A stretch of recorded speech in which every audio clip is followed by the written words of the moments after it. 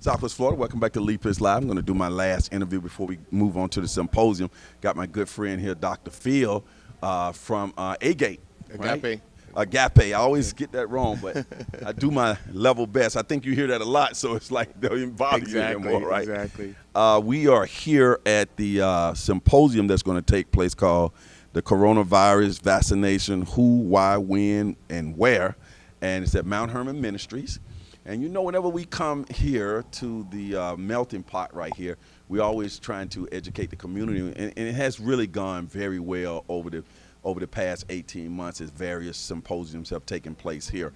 Now we move to the vaccination is out there running around, and people want to get their vaccinations done. And we're certainly going to talk about some of the mystique of it in the African-American community. So no better person to lend his opinion to this. He's always showing up and ready to contribute to the conversation than Pastor Phil. I want to call you doctor. You doctor or no? Yes, I have a doctorate. Okay, yeah, I yes. think I remember that. Give me that full title. I have a doctorate of organizational development from Bethel University in Minnesota. So it's Dr. Phil Phillips from Agape Christian Fellowship. Okay, gotcha. Just get your worship hours and how people can worship with you.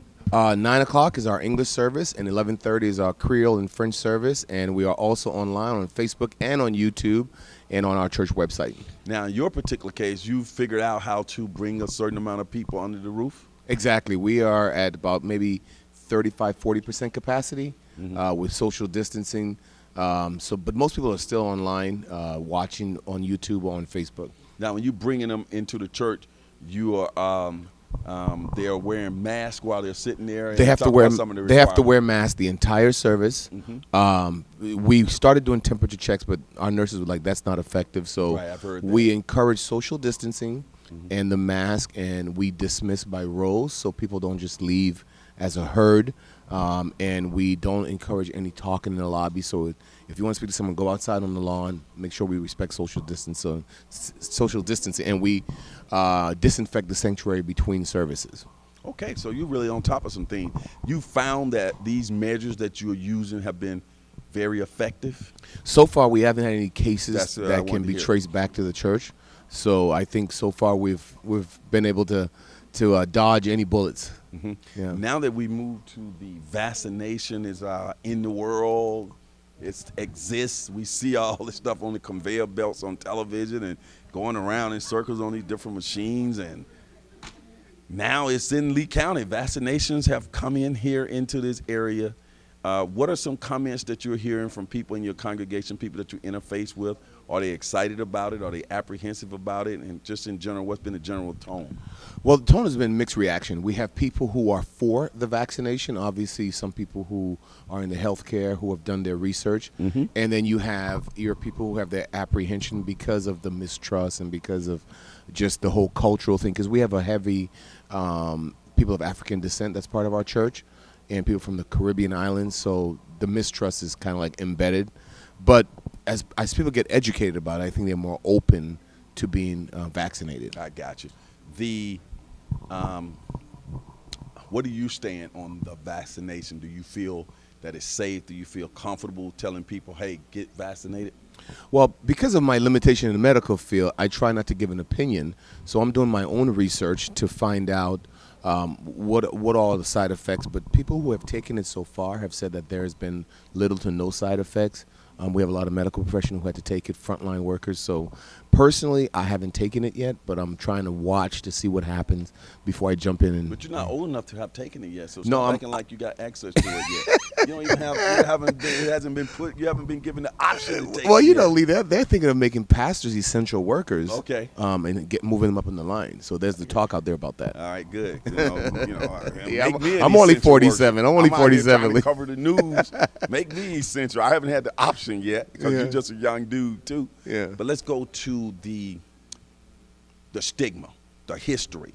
You're a well-read gentleman. You know some of the reasons why the African-American community and minorities are apprehensive about government or any kind of medicine. But yet they'll take a pill in a minute. They'll take a Aleve, an Advil, some high blood pressure medicine and everything else and don't know what's in it. But we'll take that. But here with this COVID thing, it seems to be a whole nother level of suspicion. Why do you think that's the case?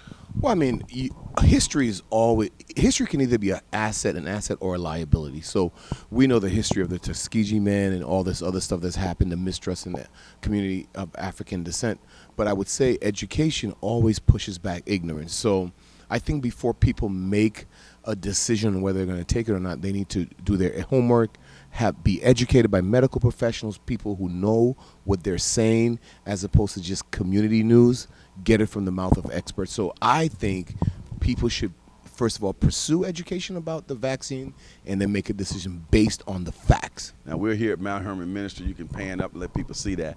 We're here at Mount Hermon Ministries. We have a all-star panel that'll be a part of up here.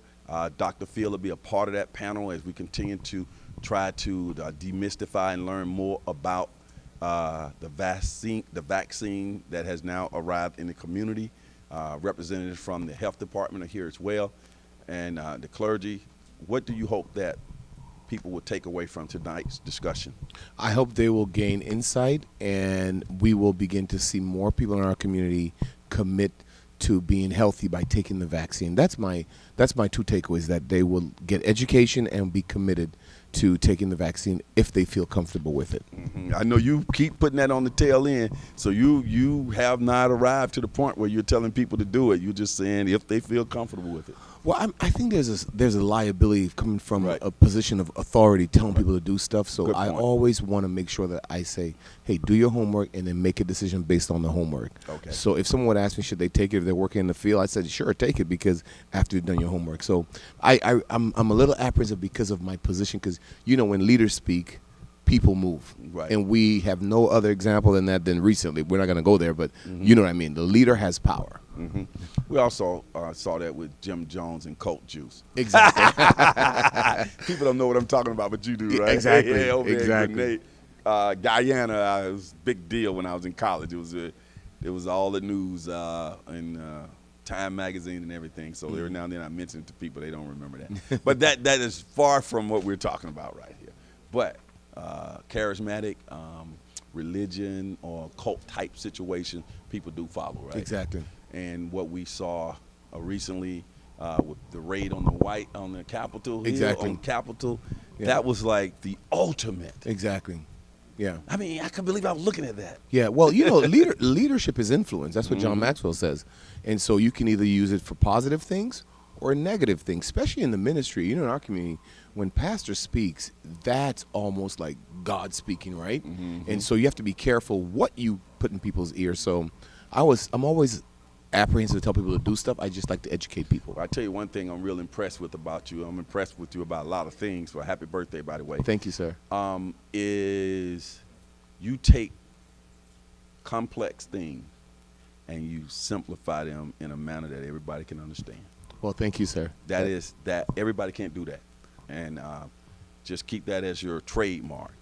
And you recognize the power of influence, of leaders, and how you used your power in what you say, okay? Well, thank you. That's a compliment coming from you. Okay, I just got my signal from my good brother, and we're getting ready to move into showtime. We'll be right back after this symposium.